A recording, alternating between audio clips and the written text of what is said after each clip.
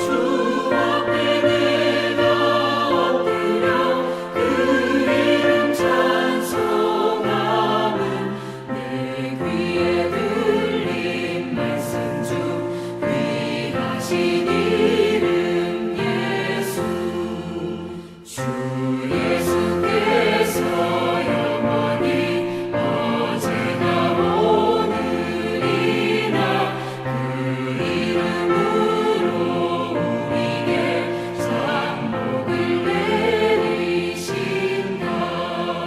주 앞에 내가 엎드려 그 이름 찬송함은 내 귀에 들린 말씀 중 귀하신 이름 예수.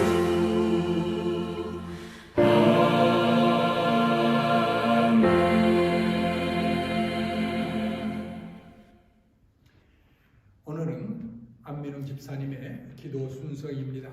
보내주신 기도로 함께 하나님께 기도하도록 하겠습니다. 다 같이 기도하겠습니다.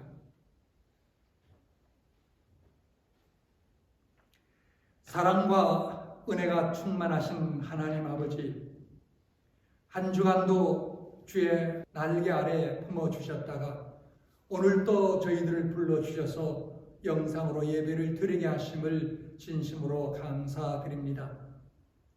이 시간 저희들의 예배가 믿음 있는 아벨의 제사처럼 기쁘게 받아주시고 이삭이 드린 아브라함의 믿음처럼 하나님을 경외함으로 드리는 예배가 되게 하여 주시옵소서. 1년 이상 지속되고 있는 코로나 팬데믹으로 인해 200만 명 이상의 사망자가 발생한 인류 최악의 재앙 속에서도 우리들을 안전하게 지켜주심에 감사드립니다. 오늘 모인 저희들을 축복하시되 세상에서 상하고 찢기워진 심령은 위로를 받게 하시고 환경과 건강의 어려움으로 낙심한 성도님들에게는 새 힘을 허락하여 주셔서 주님이 세상을 이기신 것 같이 저희들도 세상을 이기게 하여 주시옵소서. 우리들의 삶 속에서 생각과 언행으로 하나님의 영광을 가리지 않게 하시고 범사에 하나님의 성호를 높이 드러내는 복된 삶이 되게 하여 주시옵소서. 온 성도가 함께 모여 예배드리지 못하는 상황이지만 각자가 사회 속에서 일터에서 가정에서 예배하며 기도하며 말씀을 묵상함으로 하나님과 더 가까이 만나는 시간들로 채워지게 하시옵소서. 오늘 예배를 통하여 주의 말씀을 들을 때 하나님의 뜻을 발견하게 하시고 하나님의 말씀에 순종할 수 있는 저희들이 되게 하여 주시옵소서. 저희들이 섬기는 귀한 교회가 날마다 부흥하게 하시고 하나님의 은혜 가운데 은혜와 진리가 충만한 교회가 되게 하여 주시옵소서. 저희 모두가 예수를 닮아가게 하시고 한 주간도 말씀 생활과 기도 생활에 승리하게 하시며 저희들의 삶 가운데 날마다 찬송이 넘쳐나게 하여 주시고 은혜가 충만하게 하여 주시옵소서. 주님, 오늘 담임 목사님께서 말씀을 전가하실 때 성령의 그 말씀 가운데 임재하셔서 우리 모두가 은혜 받는 이 시간이 되게 하여 주시옵소서.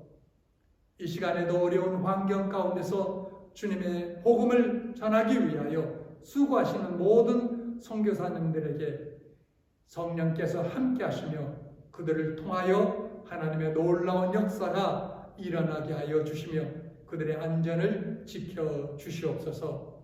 오늘의 위로자, 치료자가 되시는 우리 주 예수 그리스도의 이름으로 감사하며 기도드리옵나이다. 아멘. 이제 오늘 주신 하나님의 말씀을 같이 합독하도록 하겠습니다. 요한복음 18장 28절에서 40절의 말씀이 되겠습니다. 다 같이 한 목소리로 합독하도록 하겠습니다. 그들이 예수를 가이바에게서 관정으로 끌고 가니 새벽이라. 그들은 더럽힘을 받지 아니하고 유월절 잔치를 먹고자 하여 관정에 들어가지 아니하더라. 그러므로 빌라도가 밖으로 나가서 그들에게 말하되 너희가 무슨 일로 이 사람을 고발하느냐? 대답하여 이르되 이 사람이 행악자가 아니었더라면 우리가 당신에게 넘기지 아니하였겠나이다. 빌라도가 이르되 너희가 그를 데려다가 너희 법대로 재판하라. 유대인들이 이르되 우리에게는 사람을 죽이는 권한이 없나이다 하니 이는 예수께서 자기가 어떠한 죽음으로 죽을 것을 가르쳐 하신 말씀을 응하게 하려 함이로라. 이에 빌라도가 다시 관정에 들어가 예수를 불러 이르되 내가 유대인의 왕이냐? 예수께서 대답하시되 이는 내가 스스로 하는 말이냐 다른 사람들이 나에 대하여 내게 한 말이냐? 빌라도가 대답하되 내가 유대인이냐? 내 나라 사람과 대제사장들이 너를 내게 넘겼으니 내가 무엇을 하였느냐? 예수께서 대답하시되 내 나라는 이 세상에 속한 것이 아니니라.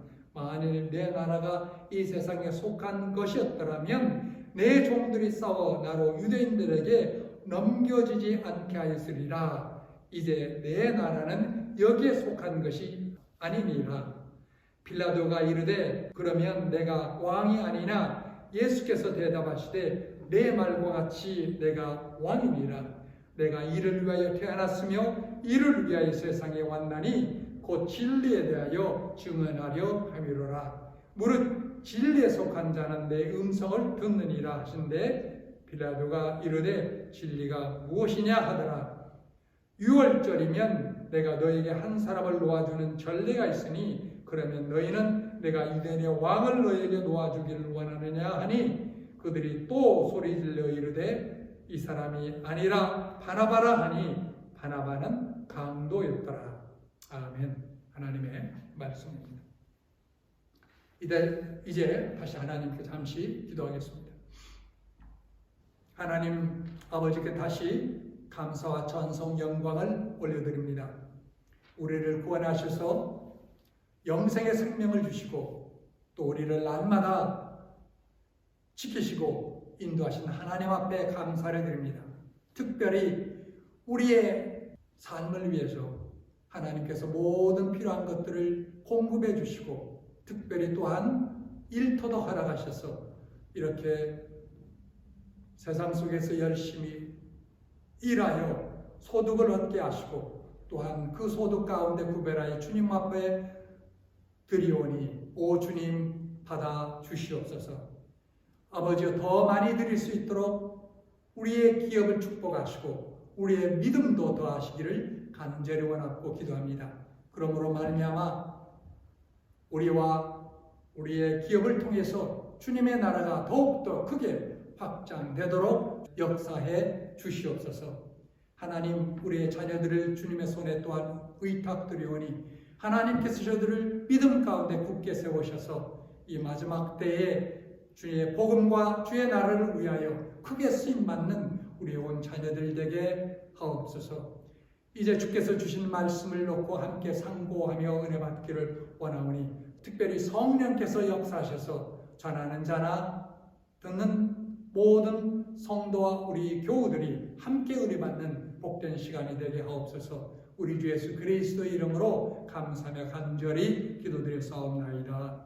아멘. 1994년에 일어났던 살인 사건에 대하여 미국 역사상 가장 이해할 수 없는 재판이 있었습니다. 이 살인 사건에서 형사 사건으로는 무죄, 반면에 민사 사건으로서는 유죄라는 판결과 함께 피고는 850만 달러를 배상하라는 희한한 재판이 있었습니다. 어떤 사건인 줄 아십니까? 바로 70년대에 미국 축구에 살아있는 전설로 유명한 O.J. 심슨이 이혼한 전 아내 여배우 니콜 브라운 심슨과 그녀의 애인이었던 론 골드만을 살해한 혐의로 체포된 사건이었습니다. 그의 살인은 결정적인 증거를 남겼습니다. 그럼에도 불구하고 심슨은 1천만 달러로 변호사 드림팀을 구성하여 인종차별적인 살인죄 조작이라는 논리로 내세웠습니다. 결국 배심 원단으로부터 전원 일치 합의로 무죄를 선고받고 풀려나 자유의 몸이 되었습니다. 하지만 니콜의 부모는 끝까지 심슨이 자기 딸을 죽인 범인이라고 주장하고 850만 달러의 피해 배상을 받는 희한한 결과를 낳았습니다. 자유민주국가에서도 돈만 있으면 법과 정의를 유린할 수 있다는 것을 보여주는 사건이었습니다. 오늘 우리가 읽은 본문 속에서도 희한한 재판이 벌어졌습니다. 바로 로마 총독 빌라도가 체포된 지 24시간도 되지 않은 예수 그리스도에게 사형 판결을 내리고 바로 집행한 사건이었습니다. 빌라도 자신이 신문하여 죄가 없음을 알고 자신의 입으로 3번씩이나 선언하였음에도 법과 정의를 무시하면서 십자가 처형에 넘겨준 사건입니다. 사실 예수 그리스도의 죽음으로 내본 장본인은 빌라도 총독이 아니라 유대인 대제사장과 종교 지도자였습니다. 어떤 면에서 보면 빌라도 총독은 하수인에 불과하였습니다. 당시 로마 지배를 받는 유대 사회는 범죄자를 사형에 처할 권한이 없었습니다. 오직 로마 총독이 갖는 권한이었습니다. 그러나 로마 총독은 유대 종교 권력자들에게 유대교 율법을 어긴 자들에게 사형을 처할 수 있는 권한을 어느 정도 묵인하고 인정하는 추세였습니다. 예를 들면 요한복음 8장에서 가늠하다가 현장에서 붙잡힌 여인을 예수께 끌고 와 그 앞에서 돌을 던져 죽이려고 하였던 것을 봅니다. 사도행전 7장에 보면 스데반이라는 집사가 예수를 증거하자 그를 성 밖으로 끌어내 돌로 쳐서 죽이는 사건도 볼 수 있습니다. 이처럼 유대 종교 지도자들도 율법을 어긴 자들을 죽일 수 있었음을 보여주는 사건이 명백합니다. 그렇다면 여기에서 우리가 한 가지 질문을 갖게 됩니다. 왜 유대교 대제사장, 장로, 서기관들은 예수를 신성모독죄로 나름대로 판결하면서도 저들이 직접 죽이지 않았느냐라는 것입니다. 왜 굳이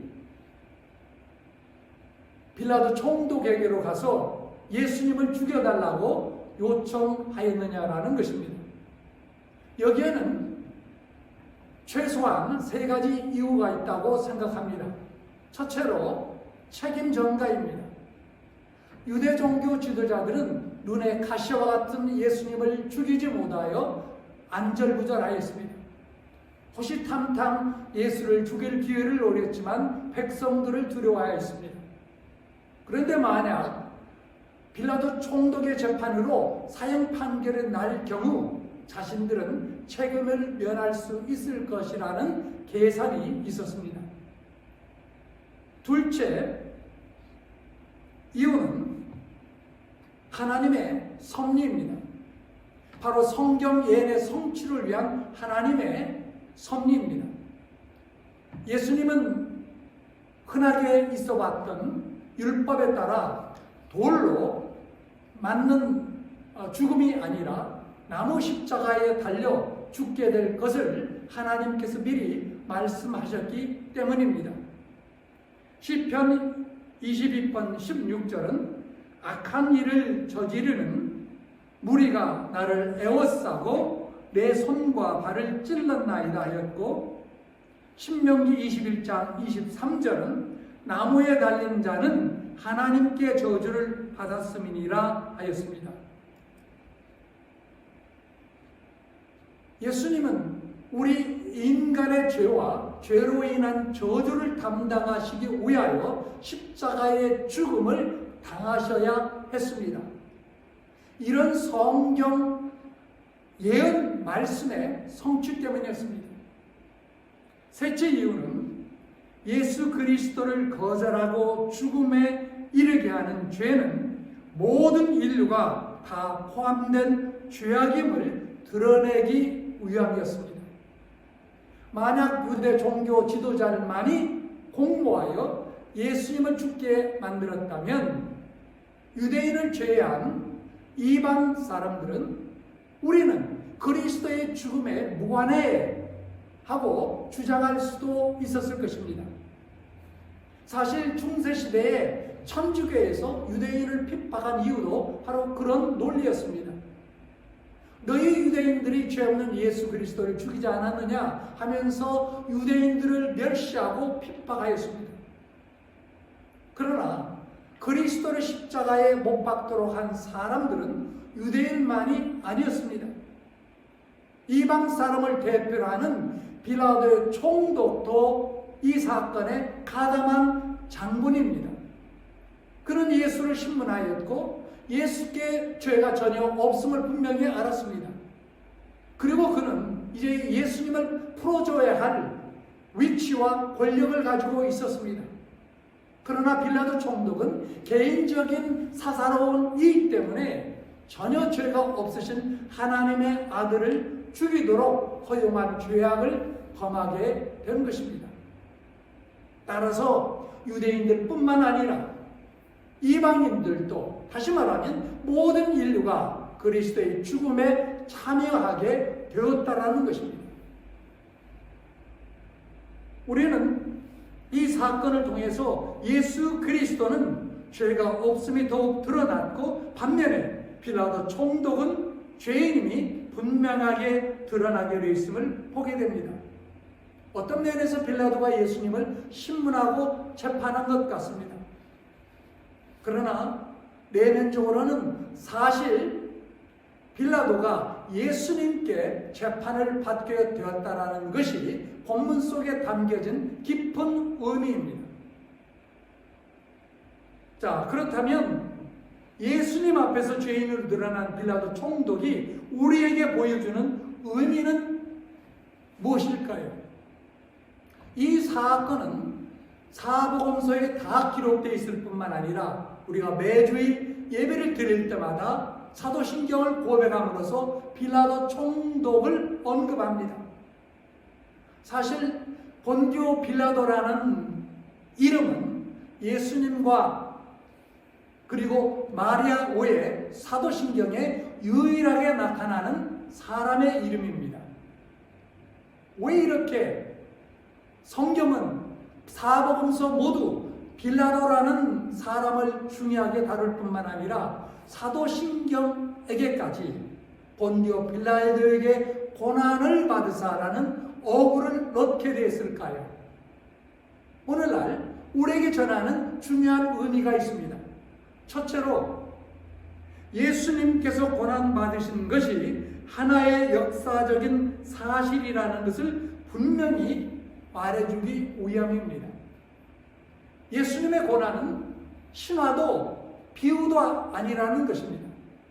예수님은 우리가 살고 있는 역사 안에서, 즉 주 26년부터 37년에 10년 동안 유대 총독이었던 본디오 빌라도에게 의하여 불의하게 고난을 당하셨다라는 것을 말해줍니다. 따라서 우리의 신앙은 허공에 있는 것이 아니라 누구도 부인할 수 없는 역사 안에서, 그리고 역사 위에 그 근거를 두고 있다는 것을 알아야 합니다. 여러분, 우리의 기독교 신앙은 세상의 모든 종교와 다른 많은 점 중에 하나는 바로 역사성입니다. 사도 베드로는 베드로후서 1장 16절에서 우리 주 예수 그리스도의 능력과 강림하심을 너에게 알게 한 것이 공교에 만든 이야기를 쫓은 것이 아니요 우리는 그의 크신 위엄을 친히 본 자라 하였습니다. 기독교는 세상의 모든 종교처럼 인간이 교모하게 만든 종교 사상이 아니라 실제 역사적 사실에서 나왔다라는 말입니다. 그뿐만 아니라 이 일은 그 당시 가장 강력한 나라였던 대로마 제국의 황제를 대신한 본디오 빌라도 밑에서 일어난 사건이라는 것을 말해주고 있습니다. 아프리카 어느 오지에서 일어난 사건이 아니라는 말입니다. 따라서 불행하게도 본디오 빌라도는 하나님을 대적하는 인류를 대표하고 인간의 죄를 상징하는 사람이 되고 말았습니다. 하나님을 무시하고 하나님의 공의를 무시하는 인간의 죄를 공적으로 대변하는 사람이 된 것입니다. 그러므로 2000년이 지난 오늘날도 빌라도 같은 사람이 이 세상에는 많이 존재하고 있는 것입니다. 바로 빌라도처럼 자신의 사사로운 세상의 이익을 위하여 하나님과 그분의 공의를 무시하는 사람입니다. 예수 그리스도를 불신앙으로 대적하는 사람입니다. 여기 우리 중에 그리고 우리 주위에 빌라도와 같이 되어 하나님의 구원으로부터 영원히 멀어지고 떨어지는 사람이 없기를 간절히 바랍니다. 우리가 여기에서 얻은 한 가지 특별한 교훈이 있습니다. 예수 그리스도에 관한 중립의 위치에 서는 것은 불가능하다라는 것입니다. 빌라도는 분명히 예수님을 놓아주고 싶었습니다. 그러나 빌라도는 그리스도를 믿지 않았습니다. 그는 그리스도를 따르는 자가 아니었습니다. 그러나 다만 그리스도를 정죄하는 일만은 하고 싶지 않았습니다.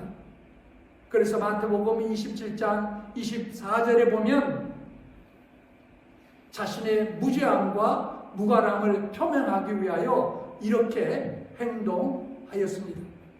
물을 가져다가 무리 앞에서 손을 씻으며 가로되 이 사람의 피에 대하여 나는 무죄하니 너희가 당하라 하고 하면서 물에 손을 씻었습니다.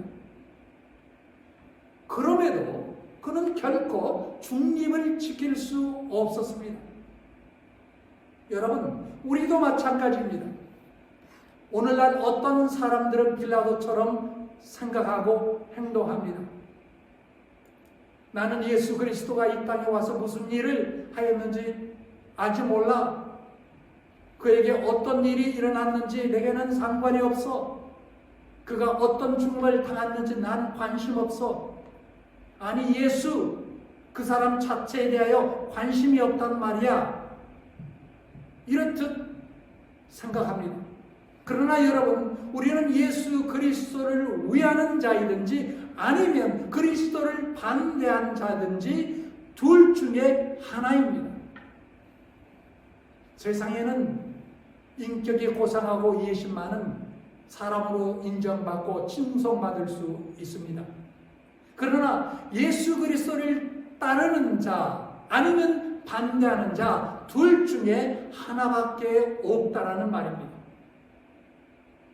그리스도 예수에 대하여 결코 중립적인 위치에 있거나 무관심으로 일관할 수 없습니다.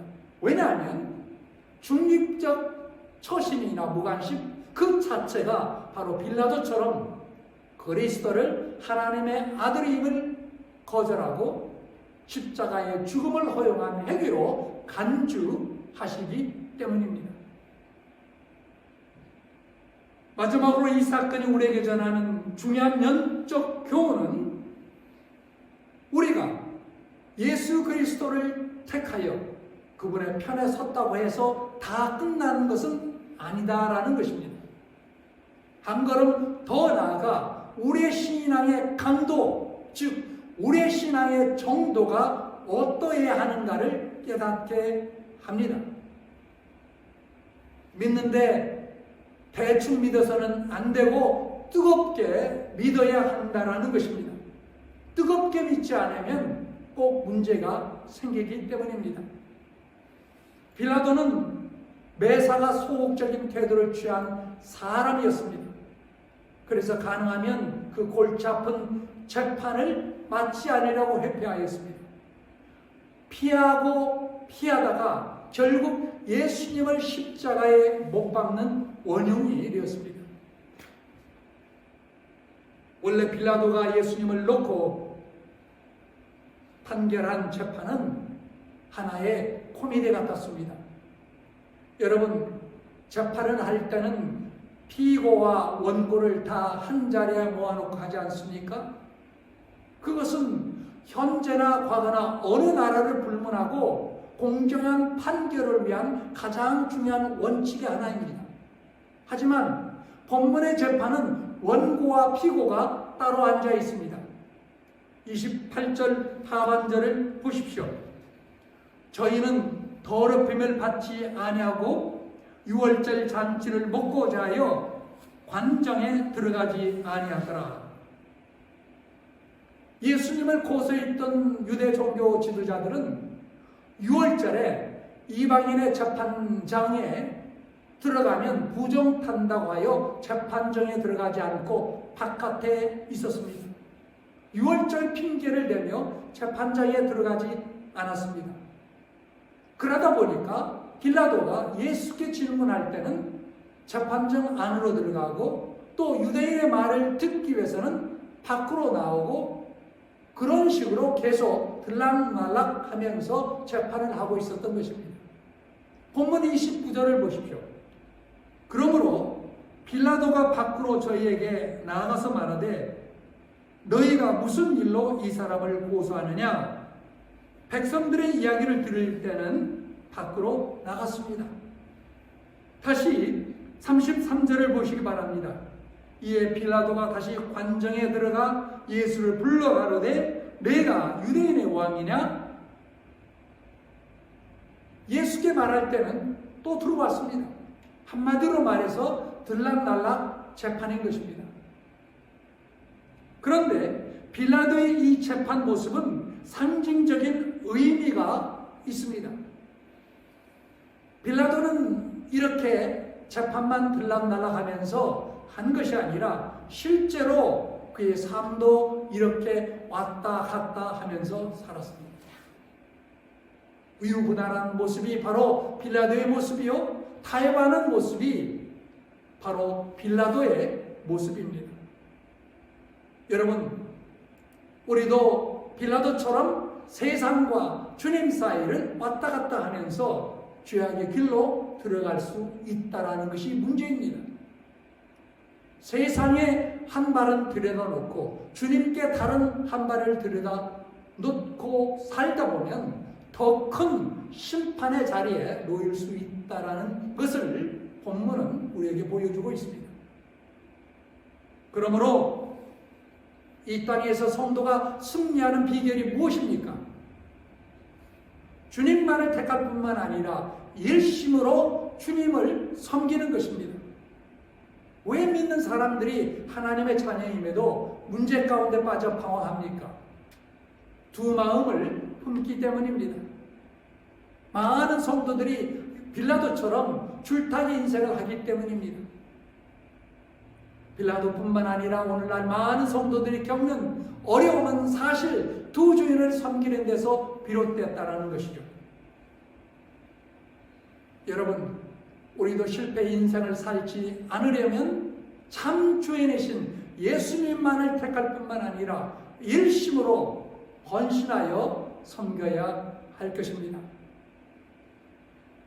마태복음 29장 19절을 보면 예수님을 재판할 때 빌라도의 부인이 사람을 보내어 이렇게 말합니다.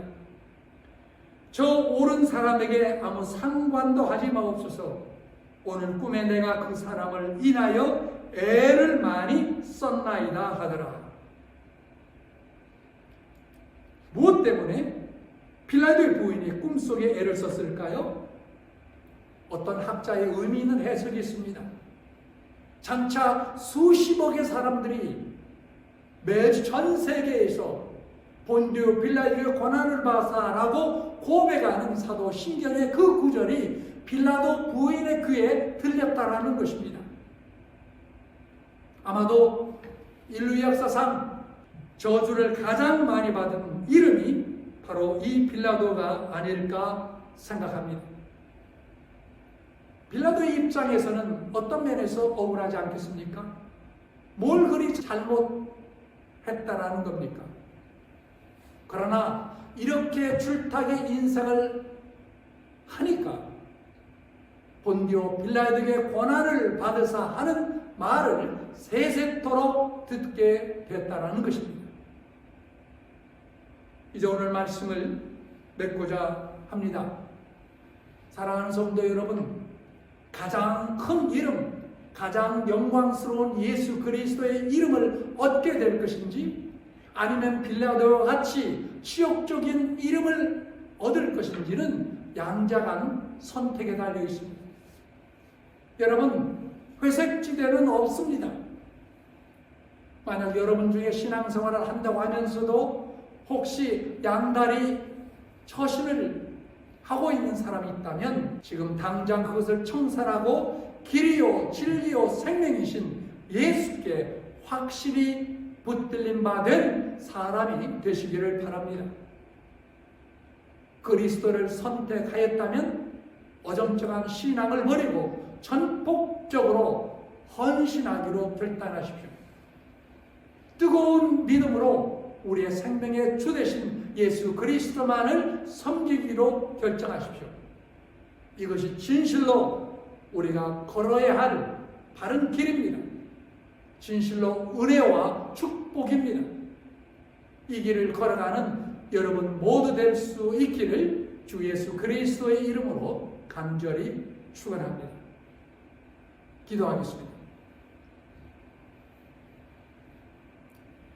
하나님 아버지, 오늘도 하나님께서 주신 귀한 말씀을 통하여 본디오 빌라도에게 고난을 받아라는 사도신경 속에 포함된 한 문구에 관하여 특별히 상고했습니다. 하나님께서 우리에게 은혜를 베풀어 주셔서 예수 그리스도를 알고 믿고 또한 섬기게 하심을 인하여 진실로 감사를 드립니다. 하나님, 우리가 택함을 받아 구원받았지만 빌라도처럼 어정쩡하게 한 발은 세상에 또 한 발은 주님께 딛고서 살지 않게 도와주옵소서. 전심으로, 일심으로, 특심으로 오직 주님께 헌신하며 주님을 위하여 우리의 모든 것을 들여 따르는 주님 앞에 신실한 제자들이 다 될 수 있도록 축복하게 주옵소서. 우리 주 예수 그리스도의 이름으로 감사하며 간절히 기도드렸사옵나이다. 아멘. 이제 마지막 찬양 85장 찬양하도록 하겠습니다.